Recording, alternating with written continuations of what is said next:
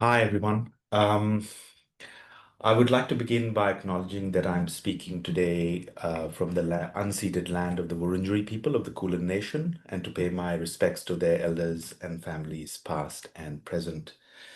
I would like to acknowledge, too, the ongoing existence of their laws. No pride in genocide. So, thank you to everyone who has joined us today for this discussion panel. My name is Adil Hassan Khan, and I'm a senior research fellow at the Melbourne Law School. It's a real privilege and a source of enormous pleasure to chair this discussion panel on this incredibly pressing and vital issue. The panel has been organized with the support of Third World Approaches to International Law Review, TWAIL, which since its inception in 2020 has been an outstanding institution that I would say has truly inherited and fostered with care a revolutionary and solidaristic third world international legal tradition at a time when most of the so-called post-colonial international legal scholarship continues to be, to quote the poet Kanak, wordless on Palestine. So on the 12th of September this year, the UN General Assembly endorsed with 142 votes in favor, 12 abstentions, and 10 against, including Israel and the United States, the New York Declaration on the peaceful settlement of the question of Palestine and the implementation of the two-state solution. A declaration that was itself adopted at the end of a two-day high-level international conference co-chaired by France and Saudi Arabia back in late July. The declaration, which makes no mention of genocide or the obligations of third parties under the Genocide Convention to prevent genocide, makes only two references to the inherent right of Palestinian peoples to self-determination. One of which, in para 30, expresses, and I quote, commitment to taking concrete measures in accordance with international law and in line with the relevant UN resolution and the 19th July 2024 advisory opinion of the International Court of Justice to help realize the right of self-determination of Palestinian people. This General Assembly endorsement has been followed by the government of Australia, the UK, Canada, Portugal, and France, announcing the formal recognition of a Palestinian state, thus joining 145 other states who had already recognized Palestinian statehood, including Spain, Ireland, Norway, Slovenia, Armenia, and several Caribbean states who did so back in 2024. Most of the rest of the world had already recognized Palestinian statehood way back in 1988, before Oslo, when the PLO declared independent statehood. Notable in the attempt to resume liberal international politics of recognition by Western liberal states, at a moment when the liberal orders within these very countries is teetering on a fascistic collapse, is how what has been described as an invisible asterisk by Beth Povinelli hanging over liberal settler colonial recognition of indigenous sovereignty, laws, rights, provided they were not repugnant to liberal values, is now explicitly stated in assertion after assertion that foregrounds Palestinian, quote, brutality and terror that must be removed in order to meet the conditions of said grant.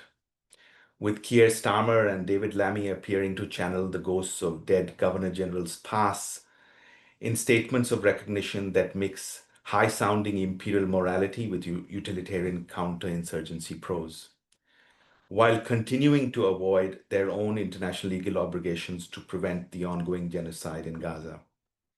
To help us grapple with this and think through some of the perils and potentials of this moment, we have an incredible list of set of panelists who I will introduce to you all now. First, we have Dr. Shahad Hamouri, who is lecturer in law at the Kent Law School, University of Kent in the UK. Next, we have Dr. Somdeep Sen, who is an associate professor at the Department of Social Sciences and Business at Roskilde University in Denmark. We have Dr. Dina Suwala, who is associate professor at the UNSW Faculty of Law and Justice in Australia.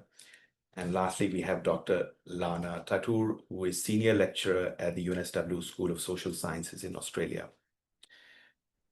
So next, I'll invite each of our panelists to share some reflections with us on the theme of the discussion panel and the broad questions posed therein.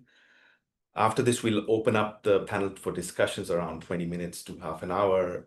Please use the chat function to share any questions that you might have in the meantime, and then the raise hand function to ask questions later.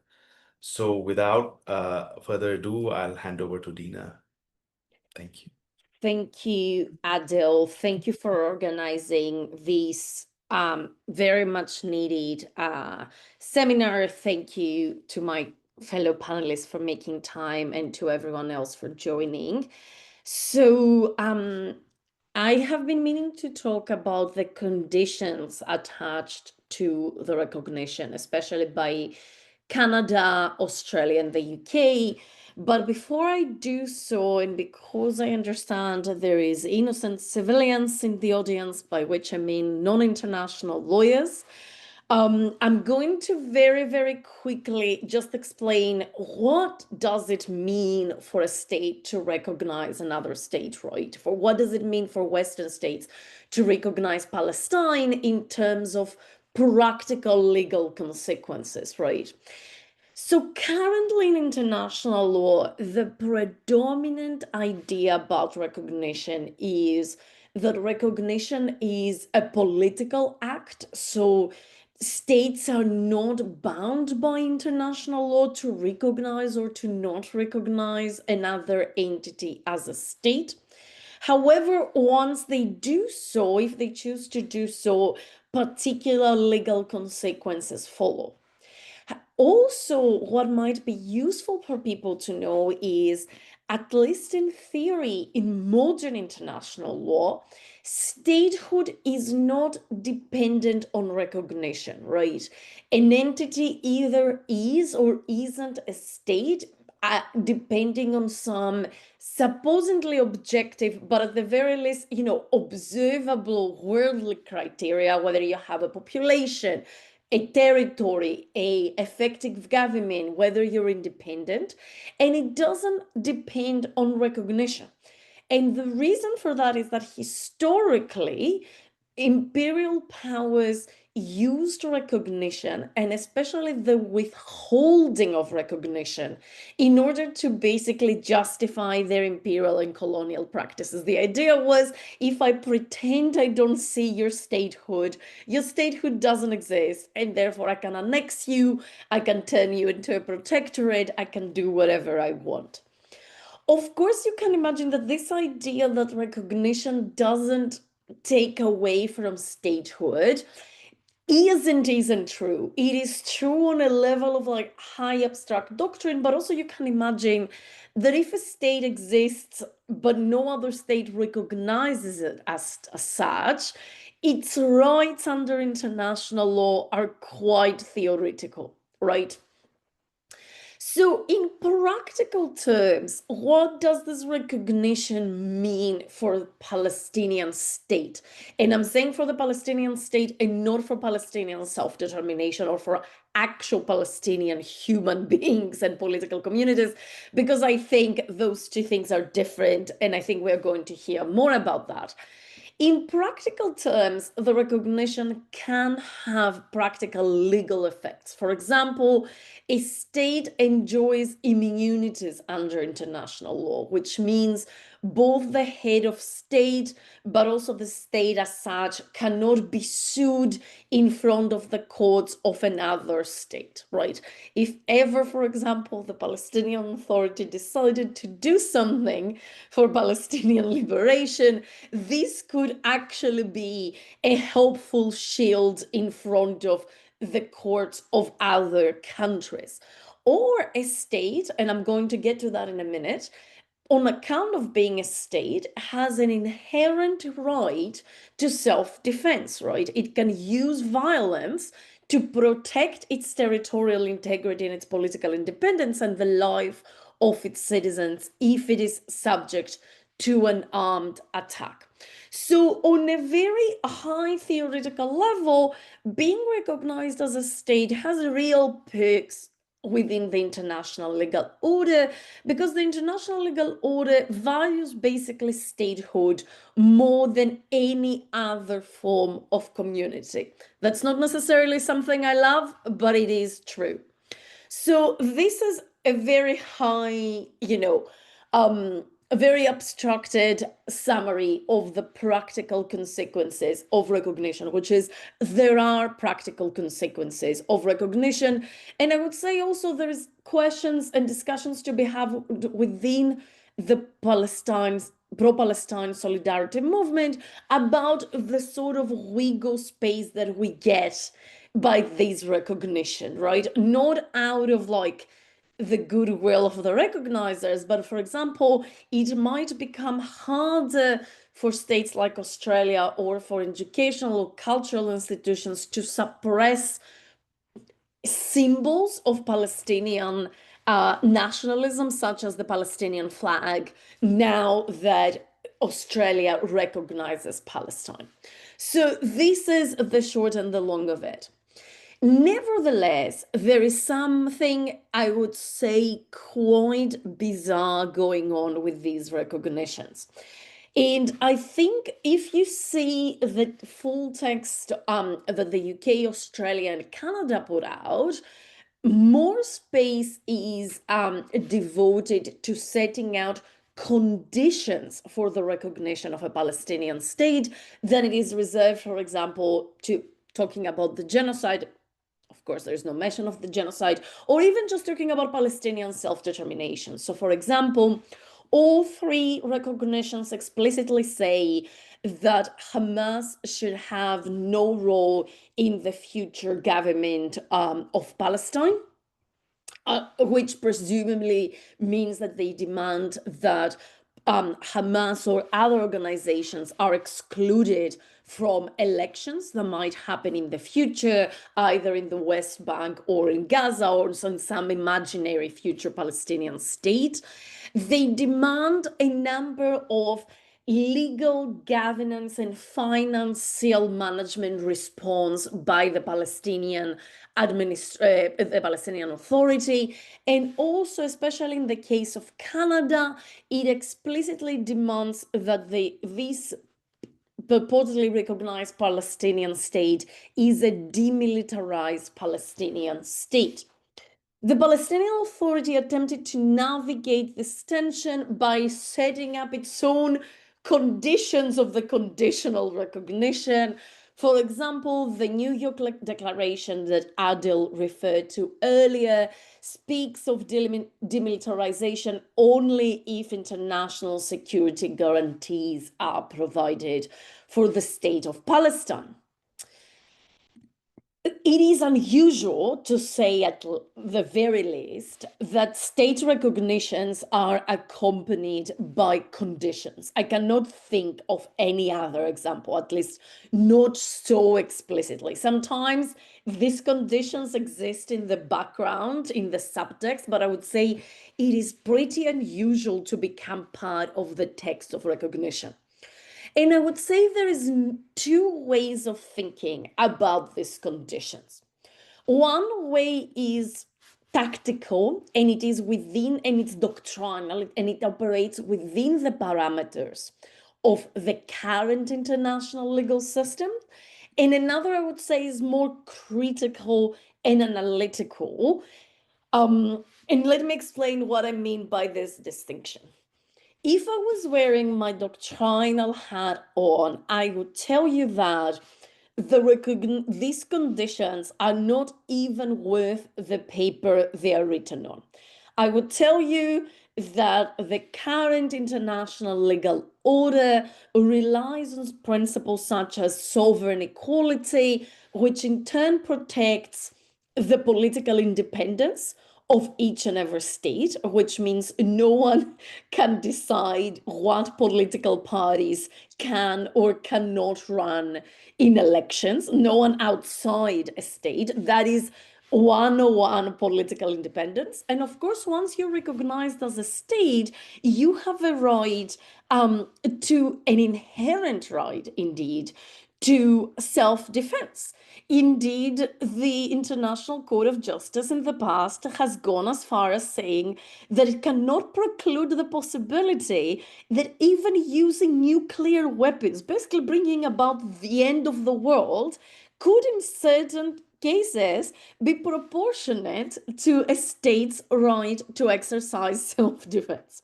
Right. So I would say if I was wearing that hat on, and sometimes we do need to wear that hat on, I would say these conditions attached on this recognition are useless. Once Australia admitted that Palestine is a state, Australia admitted that Palestine has political independence, and therefore it's only up to Palestinians themselves to decide who is and isn't part of their government. And also, Palestine has a right to self-defense if it is under armed attack.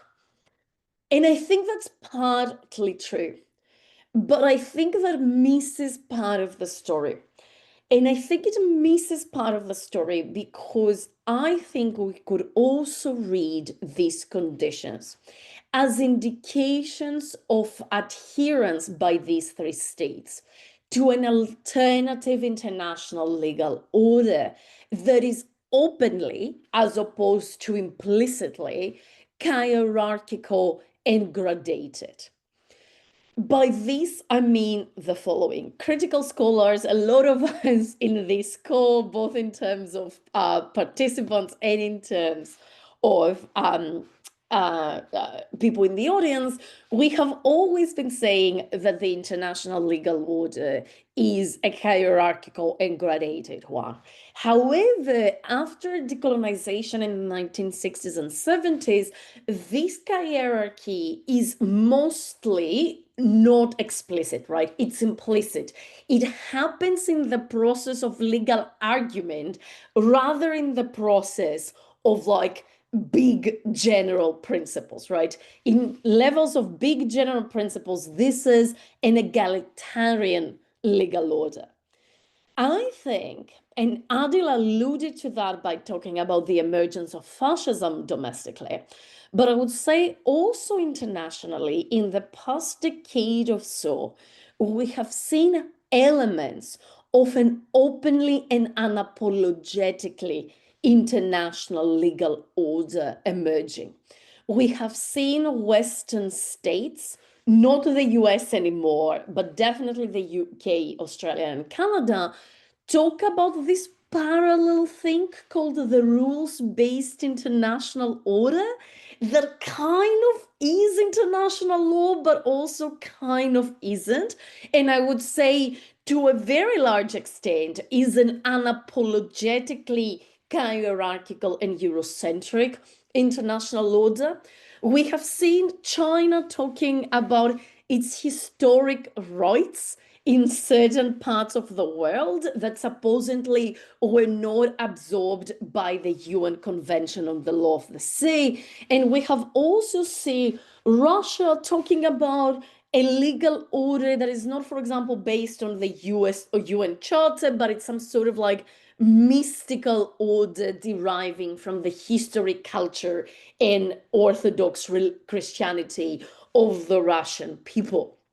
So I would say we see a bifurcation of legal order, right? On the one hand, with all its shortcomings, and I'm not romantic about the UN Charter and the other instruments, but we have an order that is at least nominally egalitarian. And once you are a state, at least nominally, you have all the rights and duties that other states have. But I would say we have been seeing the open emergence of non-egalitarian legal orders. And to me, the fact that the UK, Australia, and Canada felt the freedom to put down in writing and so openly this idea that the Palestinian state would be a state that would not enjoy fundamental rights that states enjoy under international law. It's a doubling down on this bifurcation of the legal order. And you see it even again if you go, and I really encourage everyone to go and read the text of these declarations. On the one hand, we are told that the goal for the Palestinian state is to be viable, just to have, a pulse, whereas the goal for Israel is to be safe and secure. Right. I think the adjectives are so interesting here, right? Like that we are explicitly saying that on the one hand, you just have to have the best case scenario for the state of Palestine is that it just about exists. And I would say that applies politically, but also based on what we saw in these conditions legally, right? Whereas the minimum requirement for Israel is that nothing bad ever happens to it or to any of the majority of its citizens, right? Of course, it doesn't, it's not the safety and security of Palestinians within the 48 lines.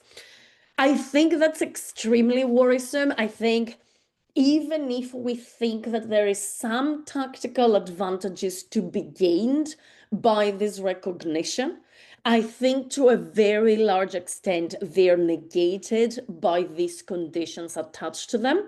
But I think it is also extremely worrisome to see, even after the United States, obviously the United States has fully retreated even from the idea of a hierarchical rules-based international order, but it is extremely worrisome to see its Anglo allies, and in the case of Australia, obviously settler colony allies, instead of rethinking perhaps the importance of at least a nominally egalitarian international legal order, to double down on hierarchy and on formally diminished sovereignty for Palestine and Palestinians. And in this context, I think there is good reasons to occasionally put on our doctrinal hat and insist on the validity and the unique relevance of the previous order, not because we think that the previous order ever lived up to its potential. It absolutely didn't.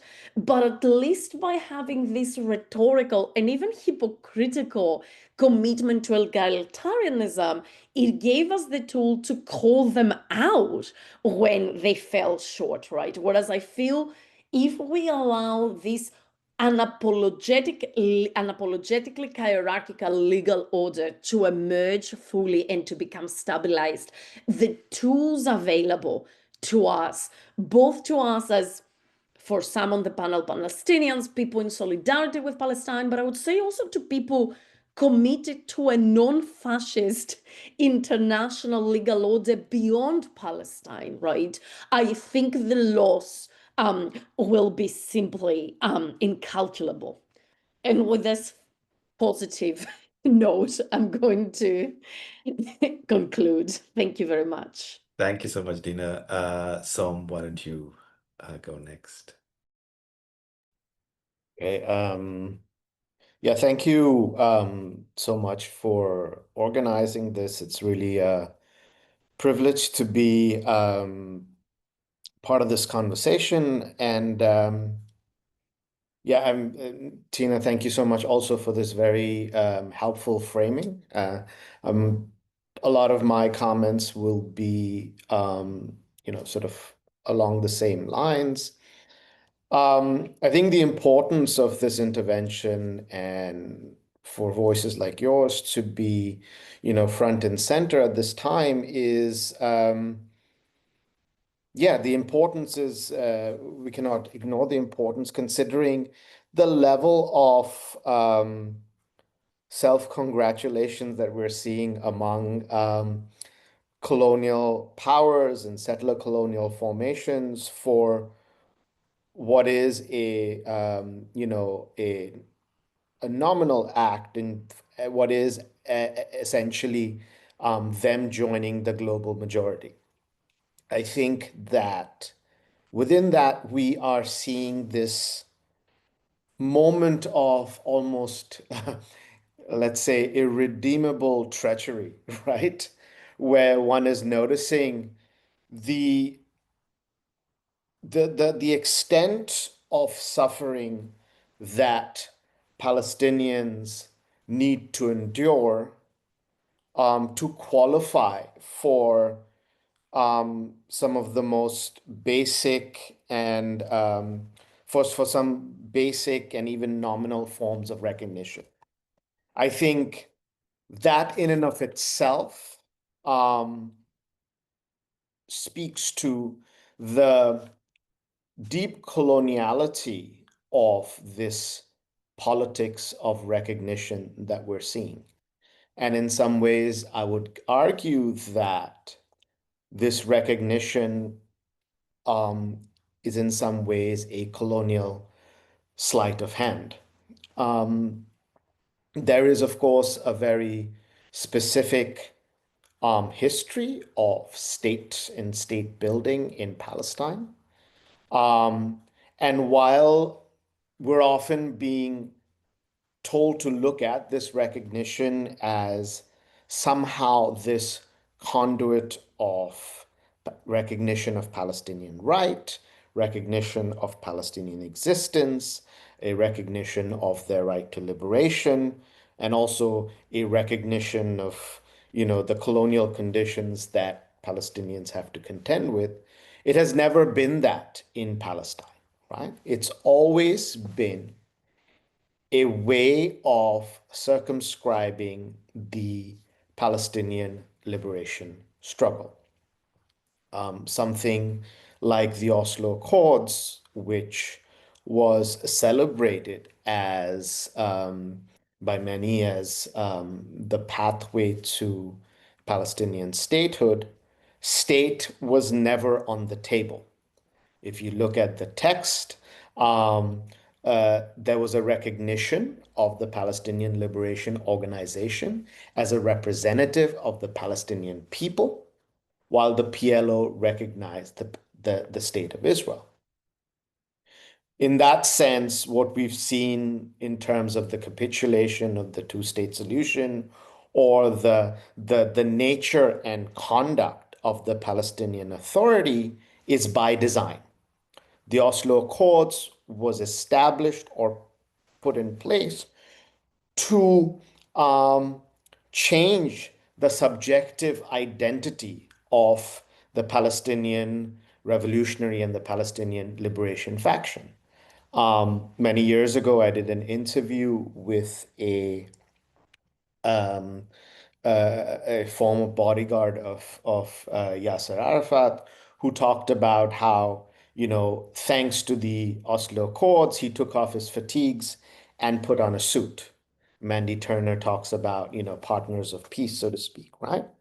And the argument was that, well, the time of fighting is gone, and now we build a state, right? Um, what the Oslo Accords did was it incentivized, these ritual acts of state building and statecraft in return for recognition and in return for Palestinian factions turning their gun away from the settler colonial entity. So in some ways, the ritual of statecraft and the cynical nature of this ritual of statecraft, it was very well captured by Edward Said in his essay The Morning After, where he talks about the deep humiliation that was on display at the White House, where Yasser Arafat very enthusiastically shakes the hands of his Israeli counterpart. And, the enthusiasm is very much rooted in him finally gaining some sort of recognition. But what that accomplished was an undermining of the liberation struggle. But What I've add to this that folded in this sort of undermining of the Palestinian liberation movement and all the values and the demands that go with it is a deep colonial history and a colonial history of counterinsurgency that is rooted in an antagonism towards revolution, towards anti-colonial politics that emanates from the sector of the colonized and from the sector of the racial other. In my previous work, I have looked at, for instance, Dutch colonial violence in places like Indonesia, or, for instance, British suppression of the Mau Mau in Kenya. And when you look at the discourses around it, also British suppression of Indian independence movement, French in Algeria. If you look at the discourse around it, the narrative around massacres and genocide, it's always a framing of anti-colonial uprising, anti-colonial revolutionary politics as driven by, this logic of disorder that is driven by, in fact, when the British colonial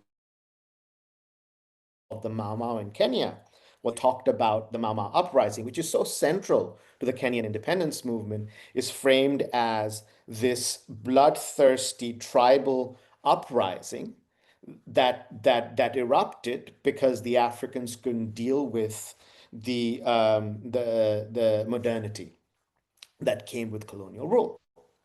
There was same way with the suppression of, say, the with the Jallianwala Bagh massacres in India. It was seen as anti-colonial revolutionary politics in India, was seen as, bloodthirsty, illogical, and the violence and the counterinsurgent violence that was inflicted on the colonized was necessary to maintain order.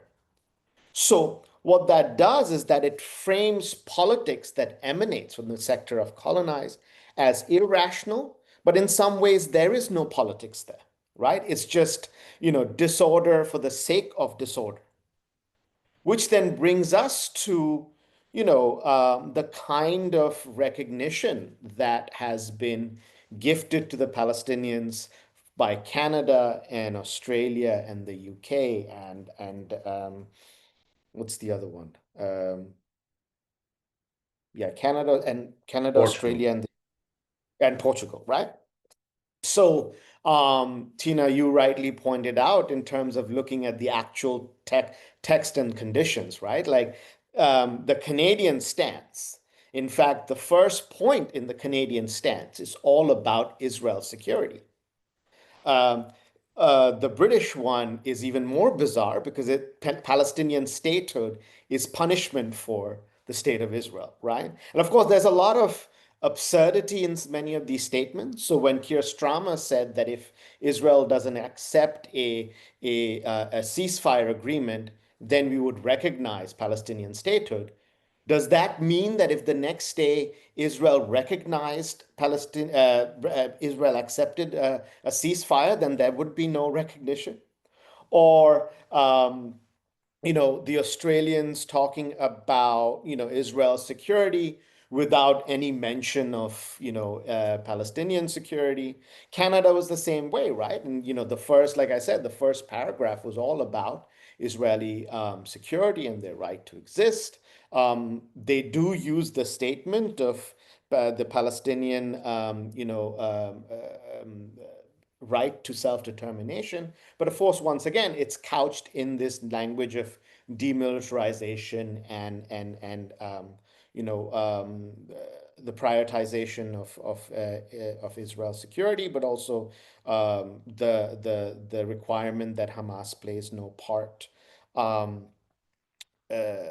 in the future government. So this, in some ways, I would argue then that it's a continuation of that antagonism towards any possibility of revolutionary anti-colonial politics.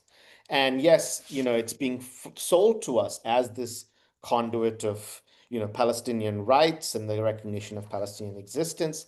But what's happening is rather that civilizational narrative, that racialized discourse about politics that emanates from the sector of the colonized, this recognition is a conduit of that. And again, nothing more than a colonial sleight of hand that has little to do with any recognition of the Palestinian right to exist, the right to liberation, or a recognition of the colonial condition that Palestinians are contending with. So, thank you. Thank you so much, Som. Lana, want to go next? Thank you. I'll try not to repeat some of what have been said, but I think it would sit together nicely. I'm speaking to you from Gadigal land where sovereignty was never ceded. So more than a year ago, I wrote a piece called Palestinians Want Liberation, Not Recognition. It was after Norway, Spain, and Ireland recognized Palestine. That was following yet another round of deliberations among Western states contemplating recognition of a Palestinian state. The context then was similar to now. An Israeli genocide in Gaza, mounting public pressure on Western governments from their own public, and the need for Western states to appear as taking a meaningful step forward. Recognition proposals were then and now the perfect answer, especially to Western states like the UK, Canada, Australia, and France, who are deeply committed in this genocide through providing Israel arms and diplomatic cover. Now, I just want to preface by saying that I think different states have different motivations for recognizing a Palestinian state, and they have different relationship to the question of Palestine. So I don't have time to go into the nuances. So treat it as if I'm really, especially around this round, talking about UK, Canada, Australia, France, in that sense. So recognition of a Palestinian state is a grand gesture. It is a spectacle. It is the big performance that these countries needed. And it is symbolic.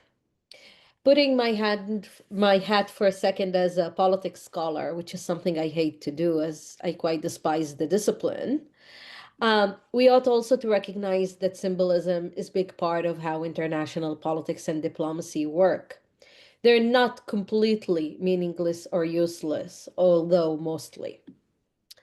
But what does symbolism mean in times of genocide?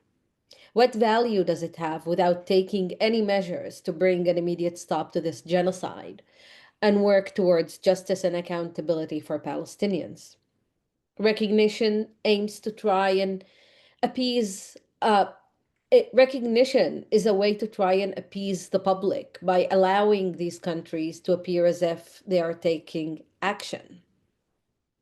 Recognition is meant to allow these countries to continue to arm Israel, to trade with Israel, to protect Israel from sanctions and from its expulsion as a member state in the UN. Moreover, this recognition is taking place at the same time that these countries are refusing to recognize that what is happening in Gaza is genocide, despite the consensus in the international human rights community among genocide scholars and so on and so forth. In this respect, this recognition is the epitome of imperial and colonial mentality, continuing what Sen was talking about, and an expression of anti-Palestinian racism and of the dehumanization of Palestinians. Put bluntly, Palestinians are being genocided for 2 years now to get self-congratulatory, meaningless recognition, a statehood without any of the substantive features of a sovereign state. The renewed commitment to a two-state solution, and it comes, after a long period in which a Western state has allowed Israel to manage the conflict, right? While making facts on the ground. But this position is different. It's now seeing it as the if the long-standing position was establishing two states should be the end goal of a negotiation process, the new approach puts recognition of a Palestinian state at the beginning of a process. Recognition is meant to provide in this way a facade of progress, but it is the continuation of a status quo. Western leaders know all too well that Israel does not want and will not allow a Palestinian state. And they're also not going to take any measures to force Israel to establish a Palestinian state. Not that I am for a two-state solution. And they know it because Israeli leaders say it time and again, and Israeli actions prove it and show it time and again. Israel's first and foremost objective is ethnic cleansing, land dispossession, and the elimination of Palestine and Palestinians. Recognition cannot stop it, but it is also not designed to stop it. For many politicians in the West, recognizing a Palestinian state is about saving Israel from itself. Palestinian rights and justice don't factor in. And Western governments continue to think about Palestine solely within the prism, as we have heard, of Israeli interest and security, and as a way to pressure Israel, treating Palestinians' rights as a bargaining chip. And it is quite remarkable to see the obsession of these Western countries with the right of Israel to exist in security at a time that Palestine and Gaza is literally being annihilated and erased. And as Sumdeep said, the view of this action as a punishment, the recognition of Palestinian statehood, and we know that this recognition is not as meaningful as it appears, is a punishment. So recognition of a Palestinian state is about solidifying the two-state solution at a crucial moment in which Israel is facing the most significant crisis in its international legitimacy. I mean, Israeli media is full of reports of academic boycott, a trader, the industry is complaining that their counterparts around the world are not willing to work with them and sign contracts anymore. Israelis are not welcome in many countries and many establishments. They are feeling it on a daily basis, the isolation. And so recognition is meant, among other things, to rehabilitate Israel's legitimacy and overturn the demise of the two-state solution by preventing the possibilities for new political formations containing Palestinian demands for liberation and narrowing yet again the question of Palestine to the 1967 occupied territories. Recognition, and David Cameron has said it, is about making the two-state solutions irreversible. Liberal Zionists understand it well. It is therefore not surprised at the Israeli peace movement, Peace Now, called this recognition, and I'm quoting, the most pro-Zionist move since the Balfour Declaration. A Palestinian state is good for Israel, and they know what they're talking about. And that goes also to what Sumdeep, it's an imperial move. It's an imperial move, and they understand it. So who's benefiting from this move? Obviously, Western countries. Israel, despite its declared objection, is benefiting from this move in the long run, and the Palestinian Authority. What these powers are planning for the Palestinians is further solidification of the Palestinian Authority, a corrupt, authoritarian, oppressive ruling power, a de facto subcontractor of Israeli occupation, a power that has no legitimacy among Palestinians. Palestinian politics have long witnessed a tension between what Hisham Sharabi called liberation or settlement. In an essay during the early 1970s, in the aftermath of the 1967 war, Hisham Sharabi addressed the tension between the two positions of that period, political settlement versus liberation. Political settlement, he explained, that is the position of practicality, realism, and pragmatism. He writes, and I'm quoting, in its most basic form, this realist or pessimist position calls for a settlement that will, given the concrete political and military situation, salvage what could be salvaged. End of quote. Those who advocate this position maintain that in seeking peace, they're not abandoning, I'm continuing to quote, the goal of liberation, but only putting it off to a more appropriate time in the future.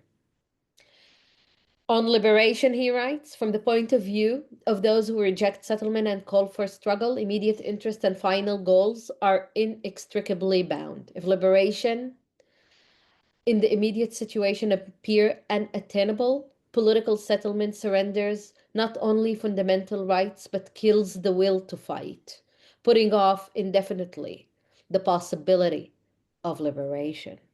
And he adds, what must be emphasized is that liberation does not present itself merely as a goal to be achieved, but rather as a process that unfolds in several stages across time. Hence the slogan, the liberators also liberate themselves in the process of liberation. And he ends by affirming that Palestinian liberation cannot but be radical. I'll end with saying that since the 2010s onwards, we've been seeing a return of that liberationist politics that focuses on Palestinian laborhood.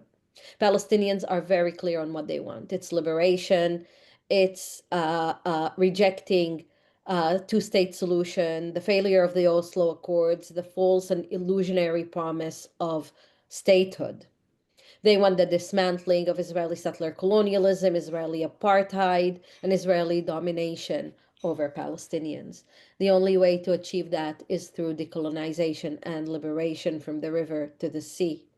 Western countries keep ignoring the changes in the political landscape, and Palestinian rights and wishes and demands continue to be ignored, as they have been doing since the Balfour Declaration.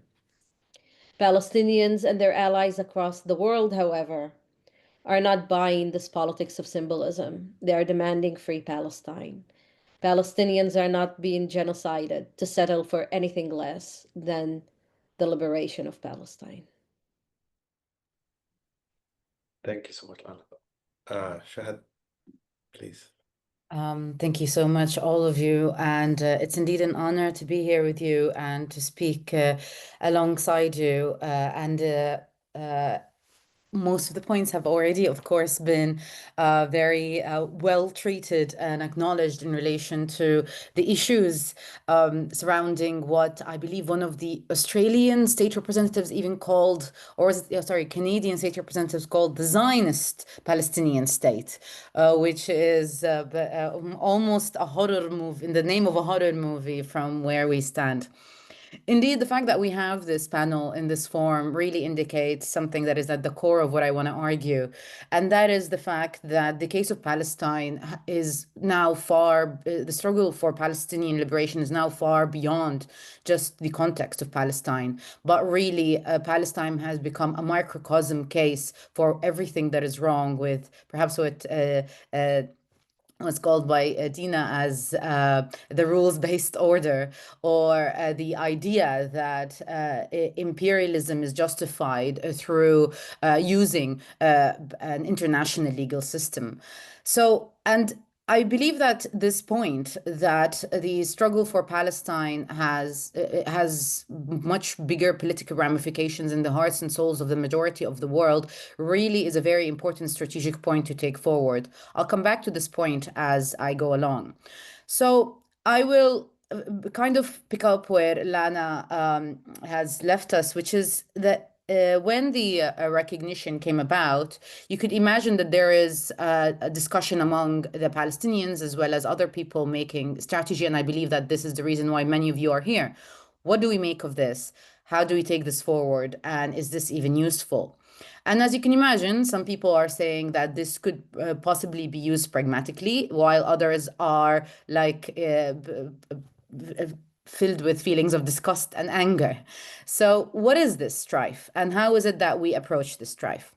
To approach this strife, we first have to ask ourselves, sit back and ask ourselves, what is it that we are actually struggling for here, either as Palestinians or as allies? The reality is that the answer to this question necessarily starts with the Palestinians, and then we can walk further.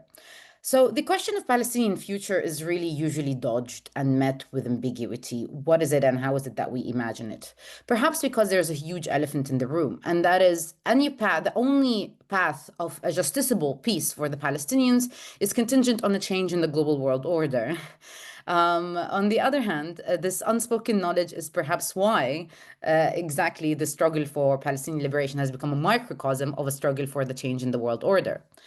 So, what are the acceptable terms of the discussion? Perhaps the acceptable terms of the discussion for Palestinians, or what Palestinians actually need, starts with exactly the opposite of the rule-based order, which I describe not as international law, but as the people's international law, one that is premised and highlights that egalitarian sense of international law, but that one that builds strongly on the 1960s and 70s decolonization movements. And here I'm talking about fundamental legal instruments like the Declaration on on Friendly Relations, the Declaration on Ending All Forms of Colonization, the Declaration of the New International Economic Order, as well as the Algiers Charter of Universal Declaration of the Rights of Peoples.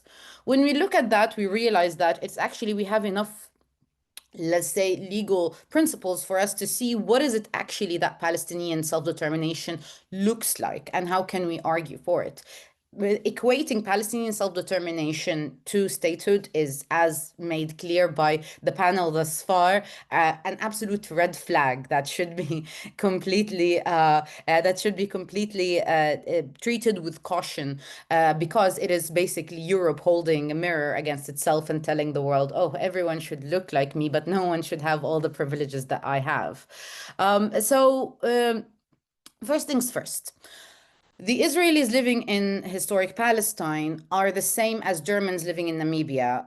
Nothing gives Israel primacy of title that is different from that made by France over Algeria or Germany over Namibia, except if one is forced to accept a niche religious interpretation that contradicts the primary premises of all Abrahamic religion, which, Abrahamic religions collectively call for basic human decency.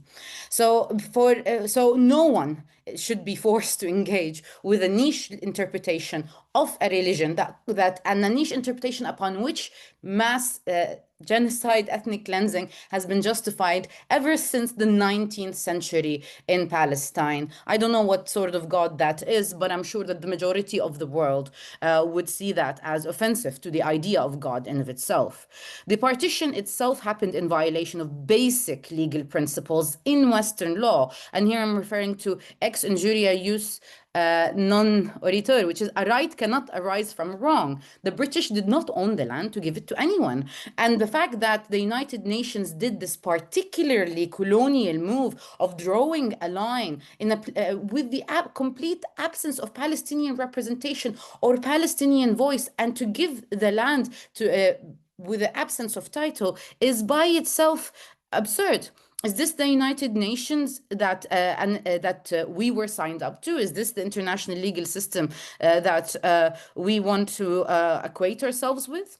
I argue for refusing any argumentation that justifies that. Herein, the basic premises of saying that the two-state solution should be the ultimate umbrella that Palestinians should aim for.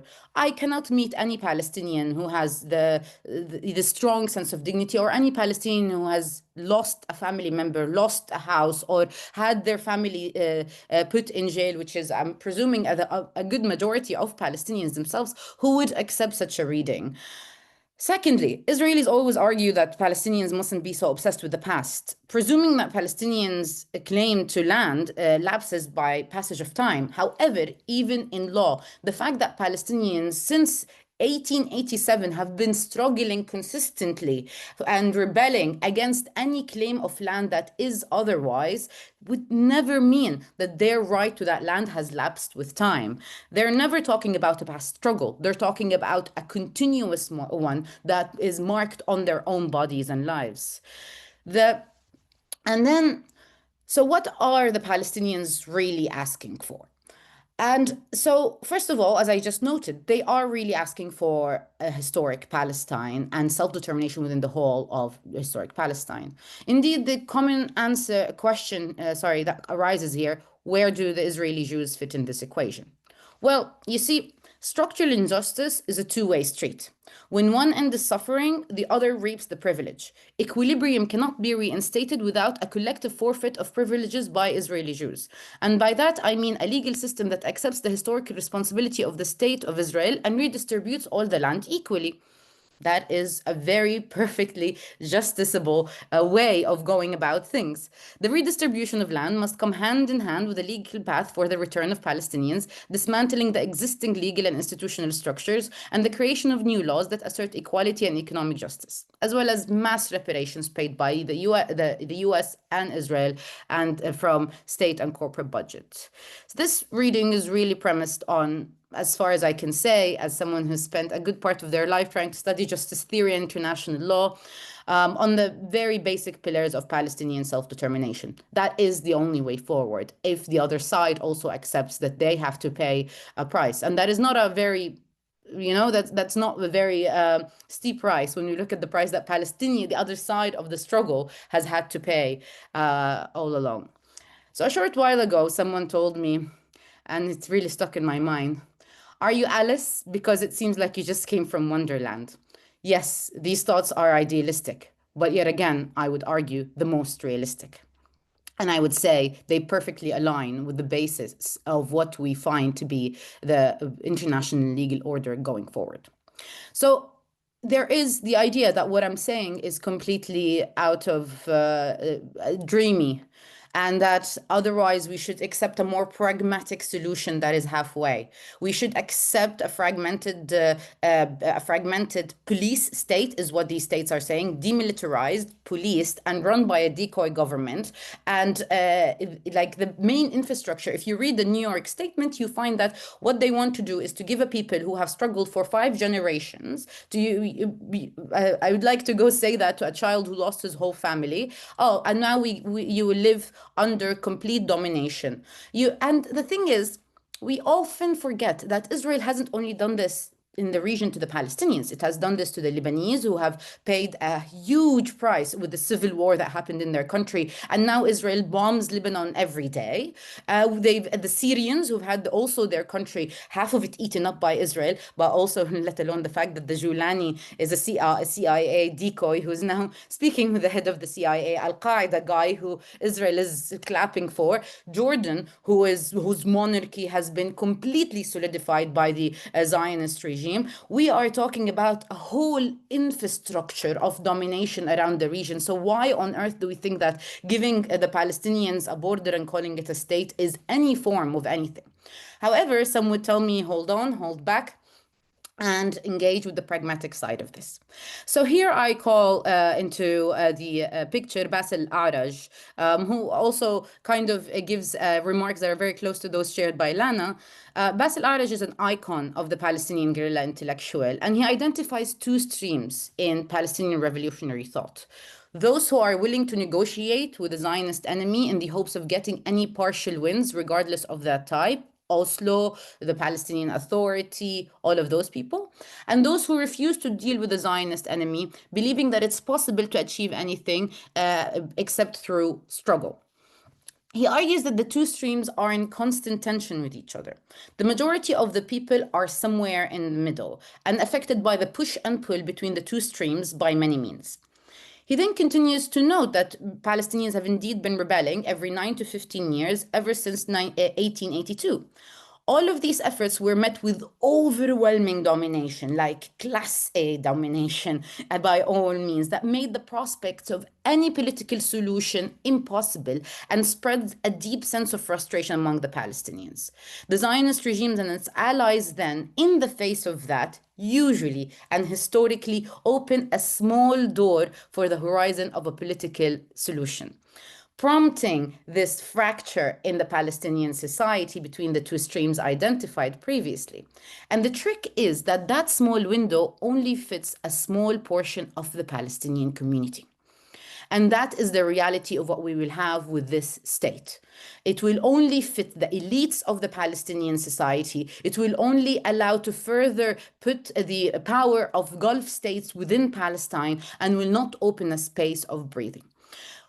Basil really warned, not Basil, Kanafani took this forward by really warning what this small window of an unachievable political solution that only serves the elite means.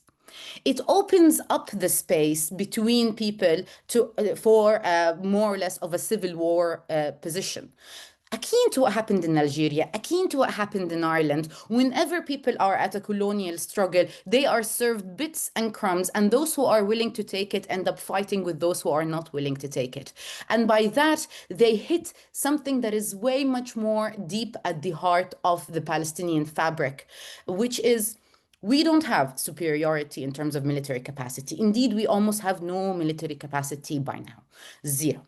So the only thing that remains is the social fabric of the notion of resistance and liberation. But what that strife does is that it sows up within it in a way whereby even the society is fragmented about what is it that we want going forward. And this is an even deeper red flag. It's a move, and not only, it's a very old, repetitively used move that seeks to sow fragmentation within a very clearly delineated struggle. So, of course, I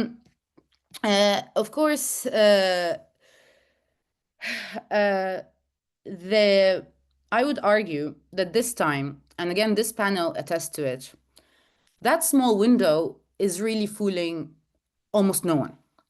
And no one is celebrating this, either among the Palestinians or among the allies. And that is indeed a point of hope that we should hold on to.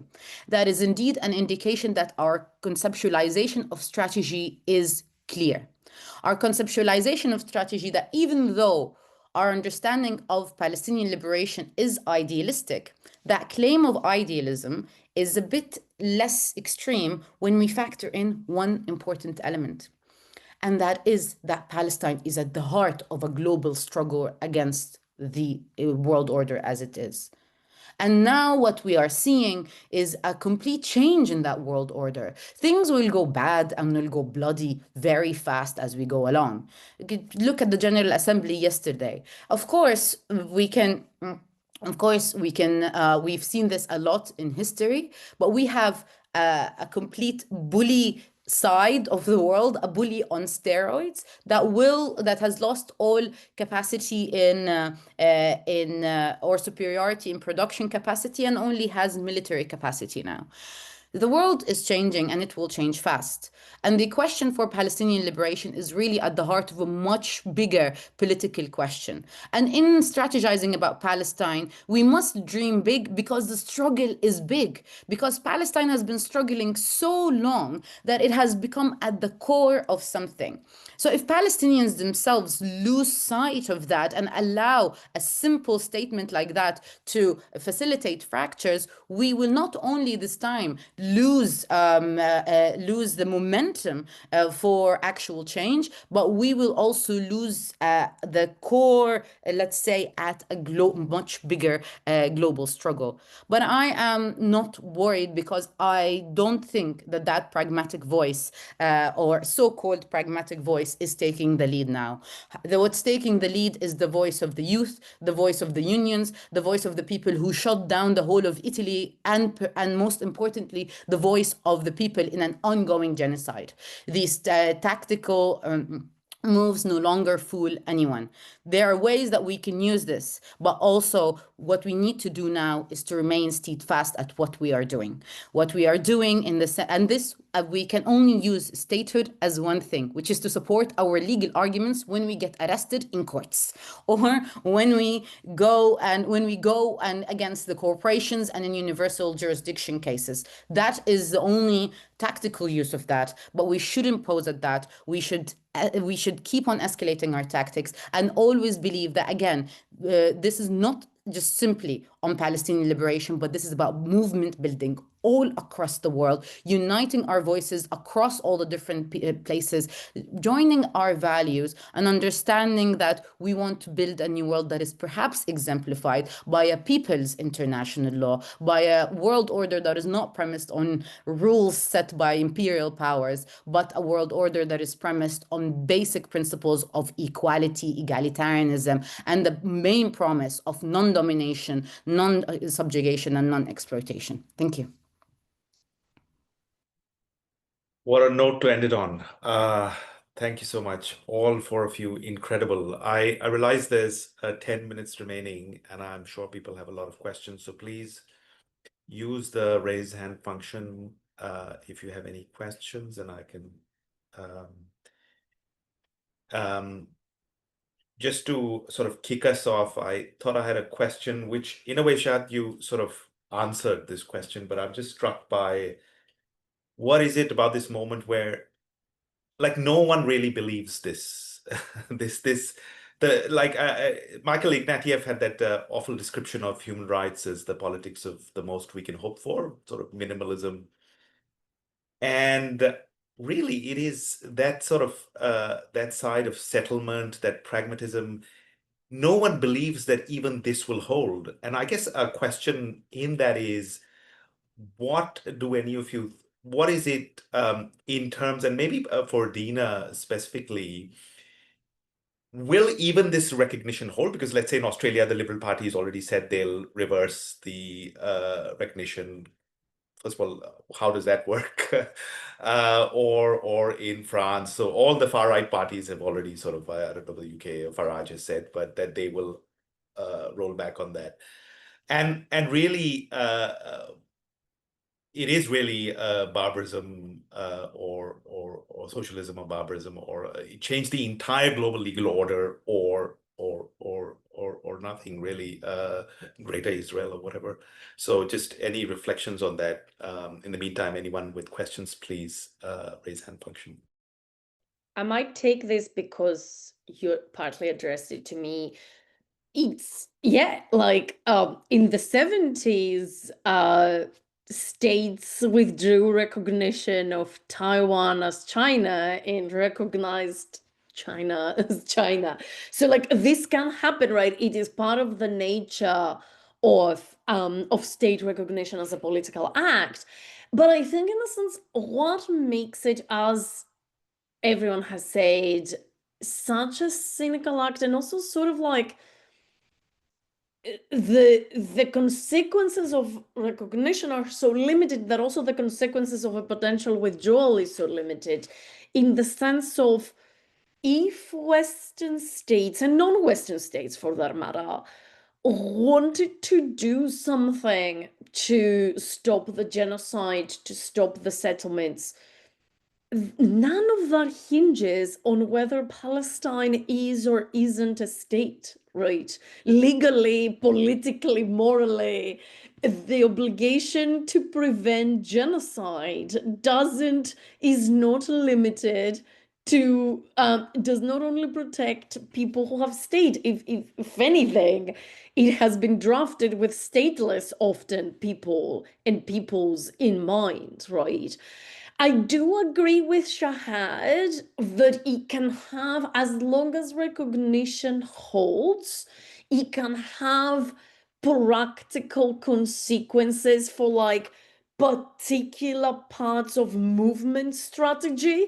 I do think legal, but also again symbolic. Like, I do think it is harder for someone to make you take a flag down, which we see happening all around, if you can say, what's the problem? That's a state that is recognized by Canada or by the UK or by Australia. Like, I do think it can, even if we agree, and I think on this panel we agree, that is a colonial imperial move, it can nevertheless create limited spaces for like better argumentative strategies, but it is a different strategy in which recognition is not even a step, is just a side thing happening somewhere else that we might use for practical reasons. I think at the same time, we should take seriously the fact that there is a part of the world, being the United States or Israel or far-right parties within the West, in which even that is too far, right? I think we should take that seriously, not to change our evaluation of recognition, but to have a better understanding of the political conjuncture in which we are. Like, I think it does matter that, as people might have seen, a number of US politicians, senators, sent basically a threatening letter to Australia, right? Saying that if you recognize, basically, we will snap sanctions on you. That doesn't suddenly make recognition a good move, but it does mean that, and I think we are seeing this in many ways, things can always get worse, right? I do, just to clarify, I do think we can say this is an imperial move to save face, and still say if a future liberal government withdraws it, means that Western states don't even want to save face anymore, right? And this takes us, I think, further down the line of what I was saying, of the emergence of a legal order, but also of a political order that is openly, as opposed to implicitly or by implication, hierarchical, and even, I would say, more than hierarchical, exterminationist. Things can always, if we learned anything these last few years, is things can always get worse. Thanks. Any of the others have a response, or there's a question I can read out in the chat. So it's from Julie Wetterslev. Usually, I would think state recognition goes hand in hand with establishing borders. So the recognition happening now is that of the borders of a two-state solution established in the Oslo Accords. That's the question. Or is there no clear definition of the borders and extension of the actual territory recognized? So anyone wants to take that? I could take that quickly. Yep. So the borders recognized for Palestine are now the 67 one alongside the partition plan. So Palestine, according to that recognition, is the West Bank, East Jerusalem, and Gaza. So all the Israeli settlements within that were facilitated, so to speak, by Oslo, are illegal. So another strategic thing, as Dina was saying, is that this can also push us with the struggle against the illegal settlements in the West Bank, or any settlement building in Gaza, because this is now considered to be a sovereign state, albeit by the states themselves that have supported this project go on for a very long time. So no, and Oslo is just gone. It's void, it's gone, and it should burn, and we should have a big bonfire and dance around it, because that was a shameful moment in history that has caused our generation we have so much poetry about Oslo specifically, but Oslo split the West Bank into 3 places of control.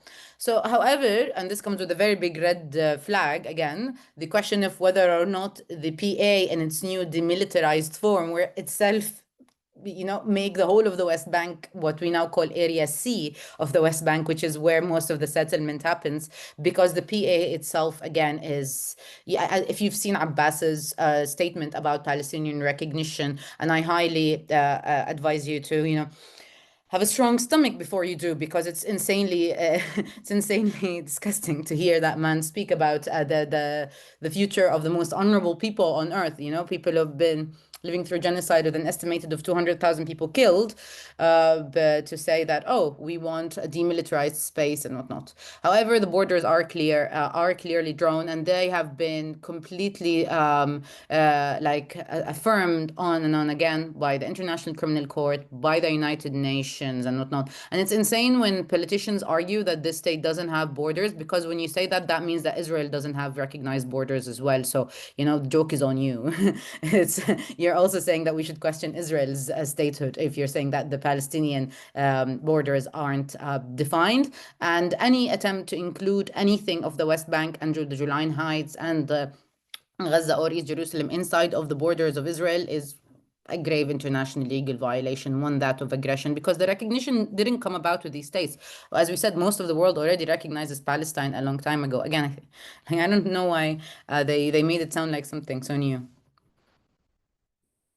Thank you so much. So Lana, any remarks? And anyone with a last minute question, please. I know the chat's not working, so you just mail it to me or message me, but we're on time now. Any last? I just wanted to sort of, talk about, just say a couple of things about this moment that we're in, right? There is obviously a major shift. And, 10 years ago, I wouldn't have thought that, the word settler colonialism would be, in popular discourse, and 18 and 19 and 20-year-old kids in Denmark would be talking about settler colonialism. So I think that, Shahad, I think in your presentation, you also talk about how the struggle for Palestine is now reflected in many of our local struggles. And the absurdity of it all is really hitting people home, right? One with sort of, the rise of the far right, but also how Palestine is folded into, the New York mayoral debate. I don't know if many of you saw that, the questions about migration and racial hierarchies, immigration, all of that is sort of, Palestine is teaching us so much, right? So I think, and what is positive in this moment of extreme tragedy is that you have a younger generation, that is picking up on those lessons and seeing the intersections and the intersectionality of it all. So yeah, I never end with positive things to say, but yeah, there you go. Thanks. Lana? I think it's a perfect way to end. Just thank you for everyone for coming. Thank you so much. And yeah, just please join me in thanking all four of these speakers. Thank you so much. The recording will be uploaded on the TWAIL review website. A couple of questions have come in, but we'll sort of hopefully ask the speakers separately. Yeah, thank you so much. Bye.